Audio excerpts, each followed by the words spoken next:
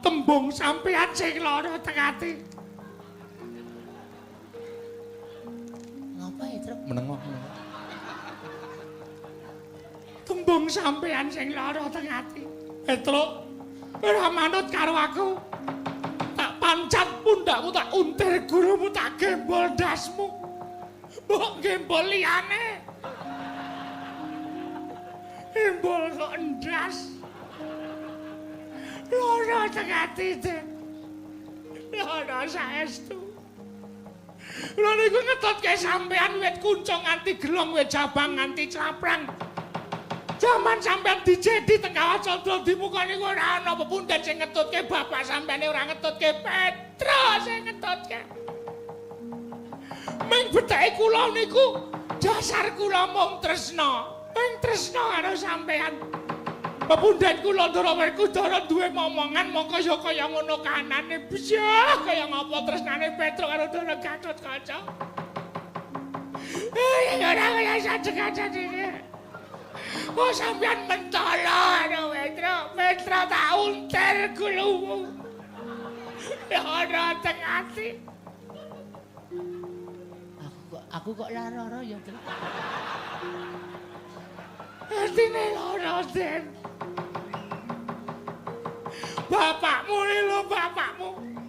Ndara Werkudara niku wong kau wong dosa. Wong sing wani mateni sapa mawon mongko wong kejem nika Ndara Werkudara. Nek luput, pancen luput tumrap negara mesti dipateni.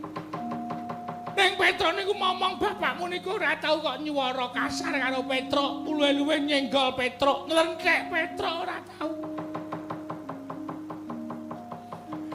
Mbahmu Ndara Pandhu niku ratu sak jagat jaman Pandhu dadi ratu niku ora ana sing wani. Ning Petro getak Ndara Pandhu bola-bali mergo ajeng kleru pakartine. Ning Ndara Pandhu mboten tau getak karo Petro. Kok sampean putune kok ming ajeng arep nguntir. Iki kula disuarani karo sampean mboten napa-napa, Ndara. Lara teng ati. Mboten napa-napa. Mang pateni Petro. Mang pateni. Angel mijet wae ngranti nek ping mateni Petro nguntir sirahe Petro. Ning nyawa kula tekan swarga mesti ketemu karo Ndara Pandhu. Terus Ndara Pandhu ndangu kalih kula, Petro.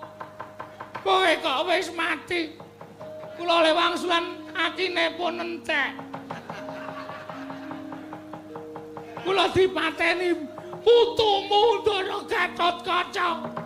Luputmu apa Petro? Mboten luput, mboten kleru. Ndara Pandhu sukmane medhun teng jagat madosi sampeyan. Yakin niku tenan yakin. Ya.